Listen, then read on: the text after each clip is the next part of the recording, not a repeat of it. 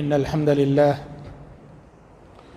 نحمده ونستعينه ونستغفره ونعوذ بالله من شرور أنفسنا ومن سيئات أعمالنا من يهده الله فلا مضل له ومن يضلل فلا هادي له وأشهد أن لا إله إلا الله وحده لا شريك له وأشهد أن محمدًا عبده ورسوله يا أيها الذين آمنوا اتقوا الله حق تقاته ولا تموتن إلا وأنتم مسلمون يا أيها الناس اتقوا ربكم الذي خلقكم من نفس واحدة وخلق منها زوجها وبث منهما رجالا كثيرا ونساء واتقوا الله الذي تساءلون به والأرحام إن الله كان عليكم رقيبا يا أيها الذين آمنوا اتقوا الله وقولوا قولا سديدا يصلح لكم أعمالكم ويغفر لكم ذنوبكم ومن يطع الله ورسوله فقد فاز فوزا عظيما أما بعد فإن خير الحديث كتاب الله وخير الهدي هدي محمد صلى الله عليه وسلم وشر الأمور محدثاتها وكل محدثة بدعة وكل بدعة ضلالة وكل ضلالة في النار أعوذ بالله السميع العليم من الشيطان الرجيم من همزه ونفخه ونفسه واعبدوا الله ولا تشركوا به شيئا وبالوالدين إحسانا وبذي القربى واليتامى والمساكين والجار ذي القربى والجار الجنب والصاحب بالجنب وابن السبيل وما ملكت أيمانكم إن الله لا يحب من كان مختالا فخورا برادران اسلام اور پردہ خواتین اسلام، ابھی میں نے آپ کے روبرو سورۃ النساء کی ایک آیت پڑھی ہے۔ اللہ تبارک و تعالیٰ نے اس آیت میں دو عظیم باتوں کا حکم دیا ہے۔ اللہ نے ہم سب سے مخاطب ہو کے کہا وَاعْبُدُوا اللَّهَ وَلَا تُشْرِكُوا بِهِ شَيْئًا، اللہ ہی کی عبادت کرو اور عبادت میں اس کے ساتھ کسی کو شریک نہ کرو، اور کہا وَبِالْوَالِدَيْنِ إِحْسَانًا، اور زندگی میں ہمیشہ حسن سلوک کرو۔ کس کس کے ساتھ حسن سلوک کرنا ہے؟ کہا بالوالدین، سب سے پہلے تمہارے حسن سلوک کے مستحق تمہارے ماں باپ، اس کے بعد کہا ماں باپ کے بعد تمہارے باقی رشتہ دار، رشتہ داروں کے بعد معاشرے کے جو مجبور ہیں، کمزور ہیں، ضعیف لوگ ہیں، جن میں سر فہرست یتیم آتے ہیں۔ کہا یتیموں کے ساتھ حسن سلوک کرو، مسکینوں کے ساتھ حسن سلوک کرو، پڑوسی کے ساتھ حسن سلوک کرو جو کہ تمہارا رشتہ دار پڑوسی ہوتا ہے، اس پڑوسی کے ساتھ حسن سلوک کرو جس سے تمہارا کوئی خاندانی تعلق نہیں، رشتہ نہیں۔ والصاحب بالجنب، کہیں بھی تم جا رہے ہو تمہارے پہلو میں جو بیٹھا ہے اس کے ساتھ حسن سلوک کرو، مسافر کے ساتھ حسن سلوک کرو۔ وما ملکت ایمانکم، معاشرے کے غلاموں اور لونڈیوں کے ساتھ حسن سلوک کرو۔ یہ قرآن مجید کی ان آیتوں میں سے ایک ہے جن کے بارے میں ہم یہ کہہ سکتے ہیں کہ اللہ نے قرآن کی بعض آیتوں میں پورے کے پورے اسلام کا خلاصہ اور نچوڑ پیش کیا ہے۔ یہ بھی ایک ایسی ہی آیت ہے۔ اسلام کیا ہے اس کا نچوڑ اس آیت میں بتا دیا گیا۔ اسلامی تعلیمات کیا ہیں اس کا خلاصہ اس آیت میں بیان کر دیا گیا، جسے اگر ہم آسان الفاظ میں بولیں، اسلام دو باتوں کی تعلیم دیتا ہے، اور جو ان دو باتوں پہ عمل کر لے اس نے پورے اسلام پہ عمل کر لیا۔ پہلا ہے خالق کے ساتھ حسن سلوک، اور خالق کے ساتھ احسان کا مطلب یہ ہے اس کے حق عبادت کو جان کر عبادت اسی کی کرنا، اور اس کے ساتھ کبھی کسی کے ساتھ شرک نہ کرنا، جسے عقید توحید کہا جاتا ہے۔ یہ بنیاد ہے کہ خالق کے ساتھ احسان کرو اسی کی عبادت کر کے، اور عبادت میں اس کے ساتھ کسی کو شریک نہ کر کے، اور خالق کے بعد اس زمین پر اس کی مخلوقات کے ساتھ احسان کرو۔ آپ قرآن حدیث پڑھ لو، جو بھی تعلیمات دی گئی ہیں ان دو میں سے کسی ایک سے متعلق ہوگی. یا تو وہ تعلیمات خالق کے حقوق بتا رہی ہوں گی، رب کے حقوق بتا رہی ہوں گی، اللہ کے حقوق بتا رہی ہوں گی، یا تو وہ تعلیمات مخلوق کے حقوق سے بحث کر رہی ہوں. یہ اسلام کا خلاصہ ہے. مومن وہ ہے جو خالق کا حق بھی ادا کرتا ہے اور اس کی مخلوق کے ساتھ بھی حسن سلوک کرتا ہے. اور حضرات، آج کے میرے خطبے کا موضوع اس آیت کا جو دوسرا حصہ ہے، مخلوق کے ساتھ حسن سلوک، یہ میرا موضوع ہے. آپ قرآن مجید پڑھیے. پیارے نبی صلی اللہ علیہ وسلم کے سر پہ جب تاج نبوت رکھا گیا، آپ نبی بنائے گئے، آسمان سے آپ کا رشتہ قائم ہوا، آسمان سے آپ کا رابطہ ہوا، جبریل امین آپ کی خدمت میں آنے لگے، آسمان سے وحی کا سلسلہ شروع ہوا. تو اللہ اکبر، اقرأ بسم ربک الذی خلق کی پہلی وحی کے بعد جو آیتیں دوسری، تیسری، چوتھی، پانچویں، چھٹی وحی میں نازل ہوئی ہیں، ذرا آپ جائزہ لے کر دیکھ لو. نبی کو نبی بنانے کے بعد آسمان سے آنے والی وحی نے جو تعلیمات دی ہیں کیا ہے جانتے ہیں؟ فَأَمَّا الْيَتِيمَ فَلَا تَقْهَرْ وَأَمَّا السَّائِلَ فَلَا تَنْهَرْ. نبی کو ابھی نبی بنایا گیا ہے، پیارے نبی کو نبی بن کر چند ہی دن گزرے ہیں، اور آسمان سے آنے والی وہی نبی سے کہتی ہے سورۃ الضحیٰ میں فَأَمَّا الْيَتِيمَ فَلَا تَقْهَرْ. اے پیغمبر، آپ بھی کبھی یتیم تھے، یتیمی کا دکھ آپ نے سہا ہے، یتیمی کسے کہتے ہیں آپ جانتے ہیں، لہٰذا فَأَمَّا الْيَتِيمَ فَلَا تَقْهَرْ. کبھی کسی یتیم کو جھڑکیے مت. وَأَمَّا السَّائِلَ فَلَا تَنْهَرْ. اور کوئی بھی محتاج ضرورت مند آپ کی خدمت میں آتا ہے اسے ڈانٹیے مت. اب مکی صورتیں پڑھتے جاؤ. ایک مثال میں نے سورۃ الضحیٰ کی دی.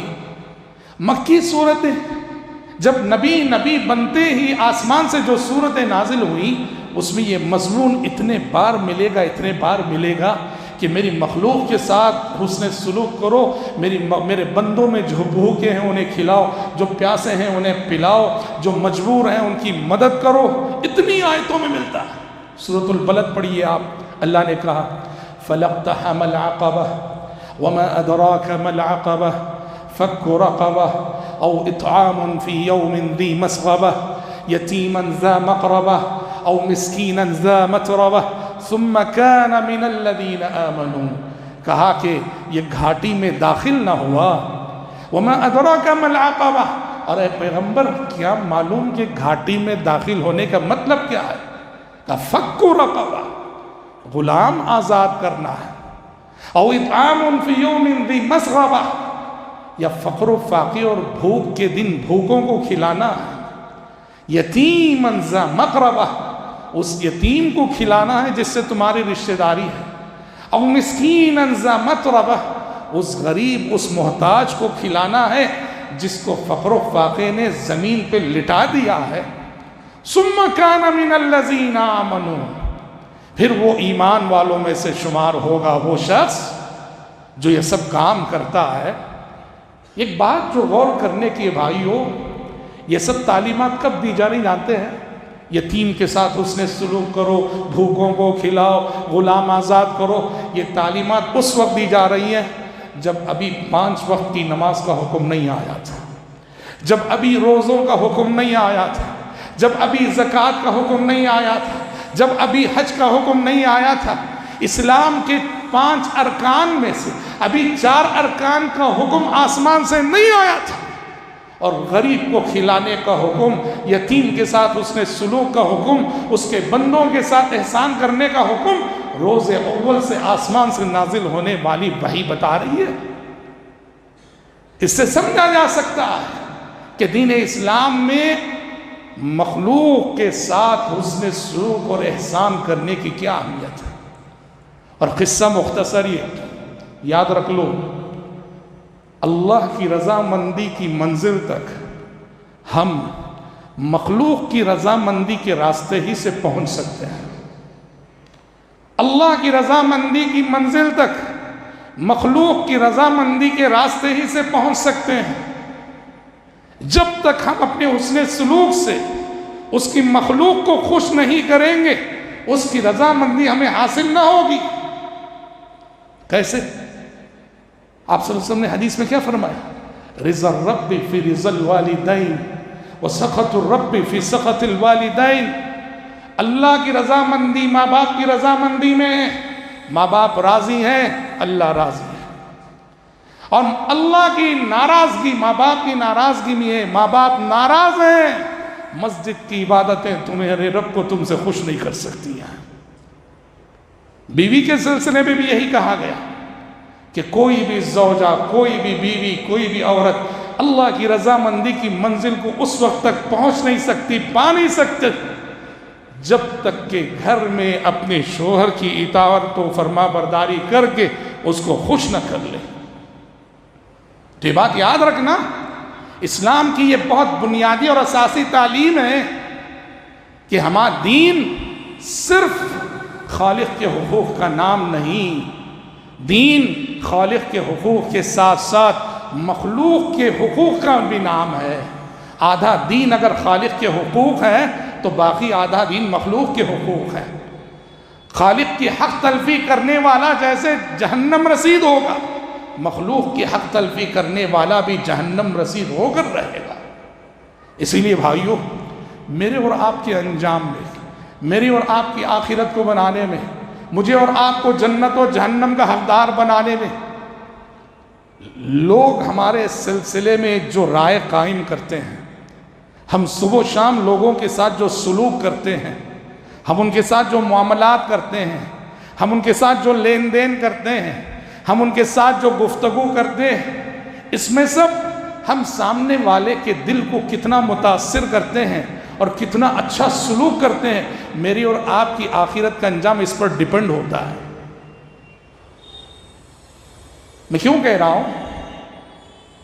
دینداری کا مطلب بعض لوگ یہ سمجھتے ہیں کہ توحید کو اپنا لیا جائے، 5 وقت کی نماز کی پابندی کر لی جائے، بس ہے۔ بیوی بچے، ان کے ساتھ ہمارا سلوک کیسا ہے؟ گھر گئے تو میں صف اول کا نمازی ہوں اور گھر جاؤں تو بیوی کو مارتا ہوں، گھر جاؤں تو بچوں کے ساتھ ایک پیار اور محبت کی گفتگو کرنے کی توفیق نہیں مجھے۔ میرے پڑوس کو مجھ سے شکایت ہے، میں جن سے بزنس کرتا ہوں، لین دین کرتا ہوں، وہ لوگ مجھ سے ناخوش ہیں۔ یاد رکھ لو، ایسی دینداری کو دینداری نہیں کہا جا سکتا۔ ایسے لوگوں سے تو نمازیں بدنام، عبادتیں بدنام، داڑیاں بدنام، ٹوپیاں بدنام۔ آپ نے وہ حدیث سنی، وہ بار بار سنی، جب پیارے نبی صلی اللہ علیہ وسلم صحابہ کے ساتھ بیٹھے ہوئے تھے، جنازہ گزرا، صحابہ نے کہا اللہ کے نبی بہت اچھا انسان تھا، بہت اچھا انسان تھا اللہ کے نبی۔ آپ نے کہا وجبت وجبت، واجب ہو گئی، واجب ہو گئی۔ ایک اور جنازہ گزرا، صحابہ نے کہا بہت خطرناک انسان تھا، بہت برا انسان تھا اللہ کے نبی۔ پیارے نبی نے کہا وجبت وجبت، واجب ہو گئی، واجب ہو گئی۔ صحابہ کو تعجب ہوا، پہلا جنازہ گزرا، تعریف کی تو کہا واجب ہو گئی، واجب ہو گئی۔ دوسرا جنازہ گزرا، اس کی مذمت کی گئی تو آپ نے کہا واجب ہو گئی، واجب ہو گئی۔ پوچھ بیٹھے اللہ کے نبی کیا واجب ہو گئی؟ آپ نے کہا پہلا جنازہ گزرا، تم نے تعریف کی تو میں نے کہا کہ جنت واجب ہو گئی اس بندے کے حق میں۔ دوسرا جنازہ گزرا، تم نے مذمت کی، میں نے کہا کہ جہنم واجب ہو گئی اس کے حق میں۔ اس حدیث میں رک کر سوچ لو، ہم زندگی میں جو لوگوں کے ساتھ سلوک کرتے ہیں اور ہم حسن سلوک کر کے دلوں پہ اچھا نقش چھوڑتے ہیں، یا پھر یہ کہ ان کی حق تلفی کر کے منفی تاثر قائم کرتے ہیں، ہماری موت کے بعد لوگ ہمارے اخلاق و کیریکٹر کو یاد کر کے جو گواہیاں دیں گے، یہ گواہی میری اور آپ کی آخرت کو بنانے اور بگاڑنے میں بڑا کردار ادا کرتی ہے۔ اس لیے بھائیو یاد رکھو، میرے اور آپ کے مسلمان ہونے کا ایک ثبوت تو مسجد کی عبادتیں ہیں۔ مسجد میں نماز پڑھ کے ہم نے اللہ کی وحدانیت کا ثبوت دیا اور اپنے مسلمان ہونے کا ثبوت دیا، یہ ایک ثبوت ہے۔ لیکن اللہ کے نزدیک ہمارے مسلمان ہونے کے لیے یہ ایک ثبوت نہ کافی ہے، جب تک کہ اس کے ساتھ دوسرا ثبوت بھی نہ مل جائے کہ جس طرح اس کی مسجد میں ہم اس کی عبادت کر کے مسلمان ہونے کا ثبوت دے رہے ہیں، مسجد سے باہر کی زندگی میں، مارکیٹ میں، دکان میں، سفر میں، حضر میں اپنے ملنے جلنے والوں کے حقوق جب تک ادا نہ کریں، وہ ثبوت بھی ضروری ہے۔ اسی لیے حدیثوں میں کیا کہا گیا؟ لیس المسلم الذي یشبع وجارہ جائع، لیس المسلم الذي یشبع وجارہ جائع۔ آپ نے کہا اس مسلمان کو مسلمان مت کہو جو خود تو اپنے گھر میں پیٹ بھر کے کھا رہا ہے، کھلا رہا ہے، پڑوسی بھوکا ہے، اس بھوکے پڑوسی کی اسے فکر نہیں، اسے مسلمان مت کہو۔ پیارے نبی کہہ رہے ہیں لیس المسلم، یا ایڈیل مسلمان نہیں، اچھا مسلمان نہیں، جسے اپنے بھوکے پڑوسی کی فکر نہ ہو۔ گھر میں بریانی بن رہی ہے، اچھے پکوان پک رہے، اور بیچارے وہ یتیم ہیں، وہ غریب ہیں، ہمارے گھر سے روزینہ مہک جا رہی ہے، خوشبو جا رہی ہے، انہیں ستا رہی ہے، اور ہمیں ان کی بھوک کا احساس نہیں، صرف خوشبو جاتی ہے، مہک جاتی ہے۔ ہمارے گھر سے کبھی اس غریب کے گھر کوئی ہدیہ نہیں جاتا، کوئی تحفہ نہیں جاتا۔ اس لیے اللہ کے بندوں، جو لوگ اس کے بندوں کے ساتھ حسن سلوک نہیں کرتے، ان کے سلسلے میں رب کیا کہے گا؟ جو اس کے بندوں کے ساتھ اس زمین پر حسن سلوک نہیں کرتے، وہ بھلے سے اللہ کے ساتھ کتنا حسن سلوک کرے ہو، حشر کی عدالت میں اللہ ان سے کیا کہے گا؟ اللہ ان سے کہے گا میں بھوکا تھا، تو نے مجھے کھلایا نہیں، میں پیاسا تھا، تو نے مجھے پلایا نہیں، میں بیمار تھا، تو نے میری عیادت نہ کی۔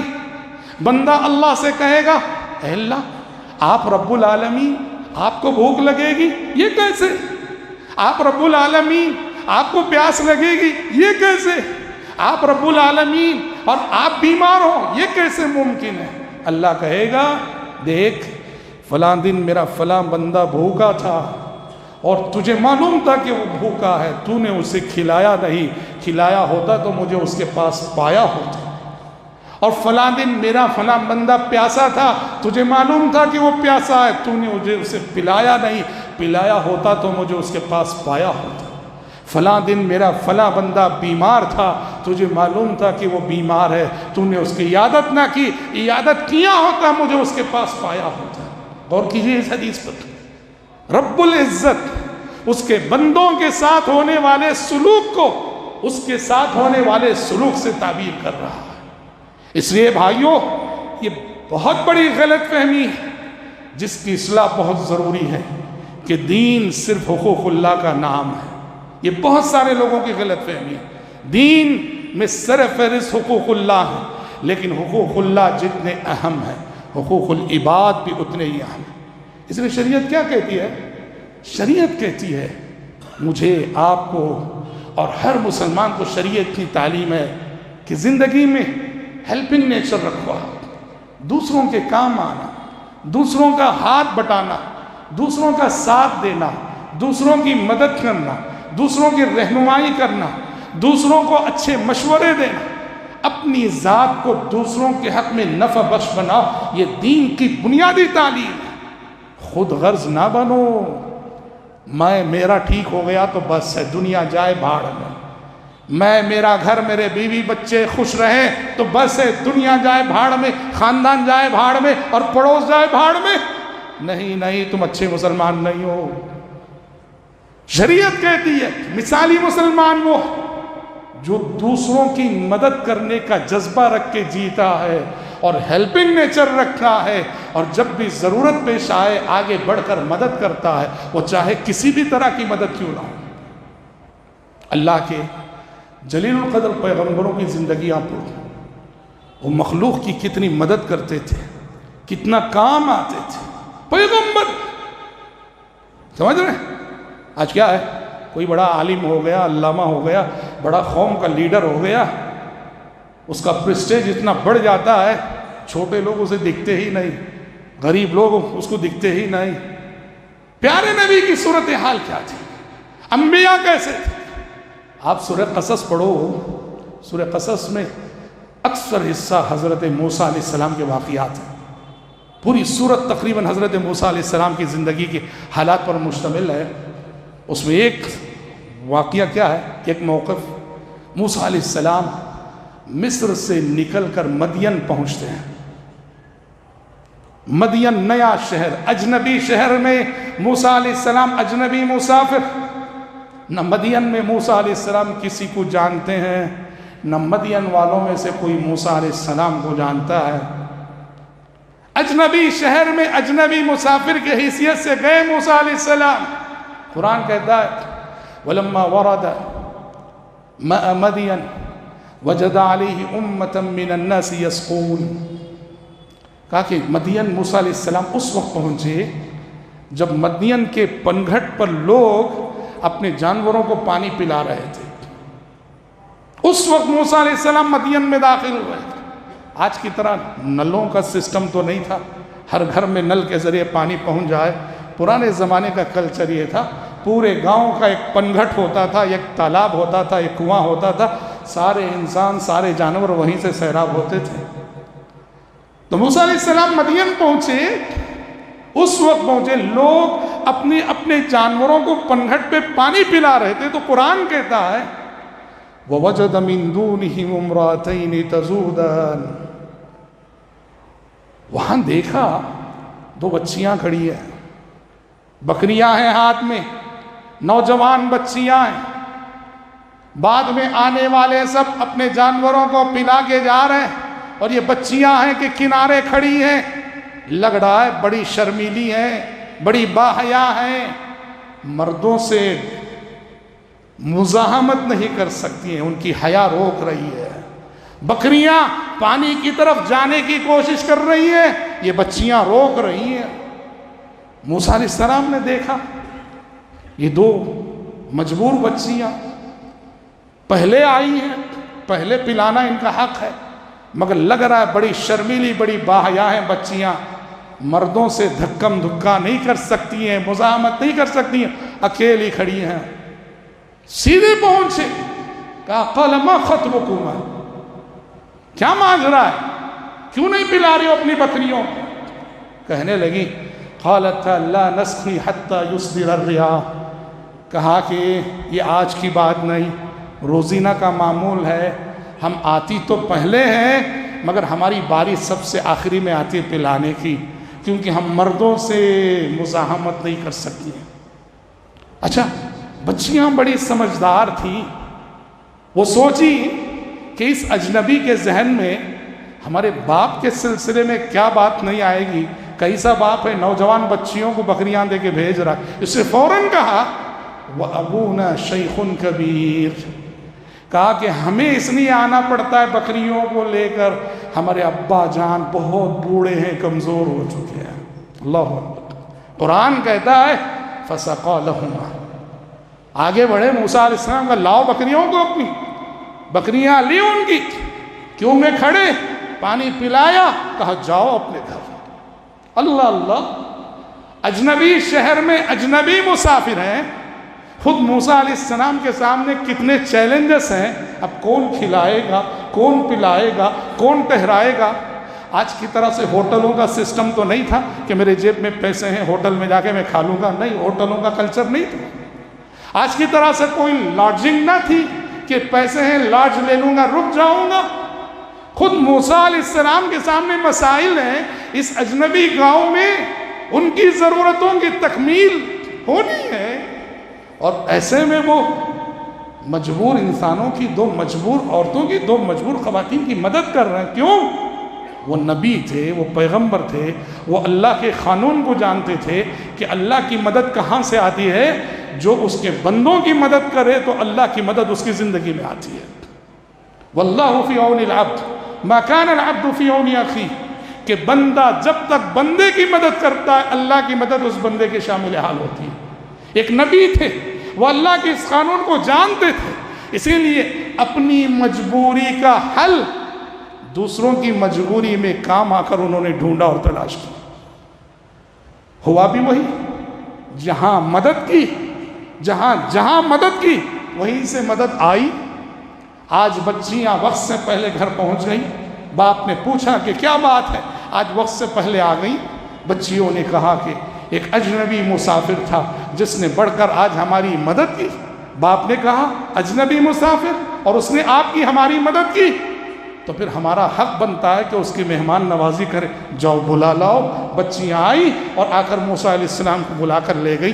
بعد کے واقعات اور یہ بات یاد رکھنا بھائیوں، یہ دین اسلام کی اور قرآن آسمانی کتابوں کی، کتاب و سنت کی تعلیمات کا اہم نقطہ ہے کہ آپ دینداری کے سچے اور حقیقی معیار پہ اس وقت تک اتر نہیں سکتے جب تک آپ اس زمین پر اللہ کے بندوں کے ساتھ حسن سلوک کر کے ان کے ساتھ احسان نہ کریں۔ حضرت انس کیا کہتے ہیں رضی اللہ عنہ، پیارے نبی کے سلسلے میں کہا كانت الأمة من إماء أهل المدينة لتأخذ بيد رسول الله صلی اللہ علیہ وسلم فتنطلق به حيث شاءت۔ بخاری کی حدیث ہے، کہتے ہیں کبھی ایسا ہوتا پیارے نبی مدینے کی کسی گلی سے گزر رہے ہوتے، اچانک ایک لونڈی آتی جس پر ظلم ہوا ہوتا، اسے آپ سے شکایت کرنی ہوتی، وہ آ کر سیدھے پیارے نبی کا آستین پکڑتی، کہتی ادھر آؤ، یوں آستین پکڑ کے کھینچتی، ادھر آئی۔ وہ جدھر بلاتی پیارے نبی اس کے ساتھ چلے جاتے، اس کی جو شکایت ہوتی سنتے، اس کا جو مسئلہ ہوتا حل کرتے، پھر آپ اپنی منزل کی طرف رواں دواں۔ لونڈی بولے تو کون؟ آج ہمارے گھر میں جو کام کرنے والی نوکرانیاں ہوتی ہیں نا، لونڈی اس سے بھی کم در رتبے والی ہوتی تھی۔ لونڈی یعنی اس زمانے میں انسانوں میں سب سے آخری درجے کا انسان کوئی تھا، وہ غلام اور لونڈی تھے، اس کے بعد کوئی اور درجہ نہیں تھا۔ اور پیارے نبی کا سلوک اس طبقے کے ساتھ، ان غلاموں کے ساتھ، ان لونڈیوں کے ساتھ کیسا، اسی لیے دیکھو موت کے وقت بھی ہم نے جو کہا اسلام کا خلاصہ اور اسلام کا نچوڑ، خالق کا حق خالق کو دو، مخلوق کا حق مخلوق کو دو، خالق کے ساتھ بھی احسان، مخلوق کے ساتھ بھی احسان۔ پیارے نبی دنیا سے جا رہے تھے، آپ کی زبان مبارک پہ اللہم الحقنی بالرفیق الاعلیٰ سے پہلے جو آخری وصیت تھی کیا تھی؟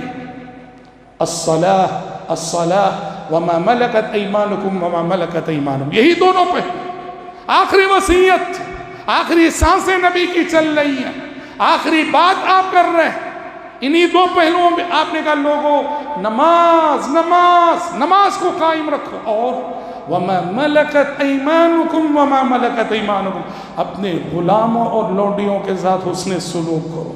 اس لیے کہ جو غلاموں اور لونڈیوں کے ساتھ حسن سلوک کرے گا وہ سبھی کے ساتھ حسن سلوک کرے گا، وہ سبھی کے ساتھ کرے گا۔ غلام اور لونڈیوں غریب کے ساتھ ہمارا رویہ بتاتا ہے ہم اخلاق اور کیریکٹر میں کہاں کھڑے ہیں۔ امیر کی ہر کوئی عزت کرتا ہی ہے، امیر کی، مالدار کی، اصحاب حیثیت کی ہر کوئی عزت کرتا ہی ہے، وہ عزت اس کی نہیں، اس کی دولت کی ہوتی ہے، اس کے پیسے کی ہوتی ہے۔ آپ انسانیت کی عزت میں کہاں کھڑے ہیں، کہاں معلوم ہوگا؟ غریب کے ساتھ آپ کا جو سلوک ہے وہ بتائے گا، یتیم کے ساتھ آپ کا جو سلوک ہے وہ بتائے گا، بیواؤں کے ساتھ آپ کا جو سلوک ہے وہ بتائے گا کہ آپ انسانیت کی ہمدردی میں کہاں کھڑے ہیں۔ تو اسی لیے وصیت کیا دی؟ الصلاة الصلاة وما ملکت ایمانکم۔ اور حضرات ہم مخلوق کی بات کر رہے ہیں نا، ہم مخلوق کی بات کر رہے ہیں کہ اسلام یہ کہتا ہے حسن سلوک مخلوق کے ساتھ۔ جب مخلوق کہتے ہیں تو صرف انسان نہیں، اسلام یہ کہتا ہے زمین کی حیوانات، جانور، پتنگے، پرندے، کیڑے مکوڑے، حشرات الارض، یہ سب تمہارے حسن سلوک کے مستحق ہیں۔ احسان کا دائرہ اتنا وسیع ہے، تمہارے حسن سلوک کے دائرے میں یہ سب مخلوقات آ جانی چاہیے۔ کیسے بھائی؟ آپ نے ایک مرتبہ صحابہ سے کہا کہ اگر کوئی مسلمان درخت لگائے، پھل کا درخت لگایا، آم کا، جام کا، کوئی بھی درخت، آم آ گئے، جام لگ گئے، پیارے نبی نے کہا کوئی بھی پرندہ اس درخت پہ بیٹھ کے وہ جام کھائے گا، وہ آم کھائے گا، وہ انگور کھائے گا، تو باغ کے مالک کے نامہ اعمال میں اجر و ثواب لکھا جائے گا۔ پرندہ کھائے ہمارے باغیچے سے، نیکیاں ہمارے حق میں لکھی رہیں۔ صحابہ نے کہا یا رسول اللہ ان لنا فی البہائم اجرا، اللہ کے نبی جانوروں کے ساتھ حسن سلوک کرنے میں بھی اجر ہے کیا؟ جانوروں کے ساتھ حسن سلوک کرنے میں بھی ثواب ہے کیا؟ آپ نے کہا فی کل ذات کبد رطبۃ اجر، جانور نہیں، اس زمین پر موجود کسی بھی جاندار کے ساتھ احسان کرنا باعث اجر و ثواب ہے۔ اور جانوروں کے ساتھ احسان کہاں کہاں؟ کہا اگر آپ ذبح بھی کر رہے ہو نا، کھانے کے لیے ذبح کر رہے ہو، کہا تب بھی احسان کرو۔ ان اللہ كتب الإحسان على كل شيء فإذا قتلتم فأحسنوا القتلة وإذا ذبحتم فأحسنوا الذبح۔ آپ نے کہا جانوروں کے ساتھ بھی حسن سلوک کرو کہ جب ذبح کرنے کی بات آئے اچھی طرح ذبح کرو، احسان کے ساتھ۔ اس احسان کی کیا تفسیر کی گئی جانتے ہیں؟ دو پہلو، چھری اچھی طرح تیز کر لو، سمجھ ہو رہی، تاکہ جانور کو زیادہ تکلیف نہ ہونے پائے۔ اور دوسرا کہا ذبح کرتے ہوئے جانور کے ساتھ احسان کا دوسرا پہلو یہ ہے کہ جانور کو جانور کی نظروں کے سامنے ذبح نہ کرو، ان کے بھی جذبات ہوتے ہیں، سمجھ رہے؟ ایسے ہمارے معاشرے میں کتنے واقعات ہوتے ہیں، گائے کے سامنے اس کے بکرے کو ذبح کر دیا گیا، عفواً اس کے بچے کو، گائے کے سامنے اس کے بچڑے کو ذبح کر دیا گیا، ہاں تو گائے نے، ماں نے اتنا اثر لیا، اس دن سے چارہ کھانا چھوڑ دیا۔ اس کی آنکھوں کے سامنے اس کے بچے کو ذبح کر دیا گیا، اس نے اپنی آنکھوں سے اپنے بچے کا خون دیکھ لیا۔ گائے ماں اس دن سے کھانا پینا چھوڑ دیتی ہے، دبلی ہو کر مر ہی جاتی ہے۔ جذبات اللہ نے صرف ہمیں نہیں دیے ہیں، ان جانوروں کے بھی جذبات ہیں۔ اللہ نے ہمیں جذبات سے آگے بڑھ کر ایک اور چیز عقل دی ہے، اس عقل سے ہمیں نہ صرف انسانوں کی جذبات کو سمجھنا ہے، ان جانوروں کے جذبات کو بھی سمجھنا ہے۔ اللہ اللہ، پیارے نبی بیٹھے ہوئے تھے، ایک پرندہ آیا، پرندہ آ کر آپ کے سامنے پھڑ پھڑانے لگا۔ نبی تھے، اس پرندے کے پھڑ پھڑانے سے سمجھ گئے، اس کی بے زبانی کا شکوہ آپ سمجھ گئے۔ آپ نے صحابہ کو بلا کے کہا دیکھو لگ رہا ہے کسی نے اس پرندے کے چوزوں کو لیا ہے، لے کر اس کو تکلیف دی ہے، دیکھو کون ہے جس نے اس کے بچوں کو لے کے ستایا، چھوڑ دو اس کے بچوں کو۔ اور سچ مچ ویسے ہی ہوا تھا۔ جذبات ہوتے ہیں ان مخلوقات کے بھی۔ تو اسے بھائیوں، دینداری اور سچی دینداری ہے کہ توحید کے ذریعے سے، نمازوں کے ذریعے سے اپنے رب کا حق ادا کرو، اور اس زمین پر جتنی مخلوقات ہیں سب کے لیے اپنی ذات کو مفید بناؤ، نفع بخش بناؤ، اپنی ذات سے کسی کو اذیت نہ پہنچے۔ ہاں شریعت نے جن چیزوں کو مارنے کی اجازت، سانپ ہے مارو، بچھو ہے مارو، کیونکہ وہ ہمارے حق میں نقصان دیں، جو ہمارے حق میں نقصان دیں ان کو مارنے کی اجازت دی، اس سے آگے بڑھ کر نہیں۔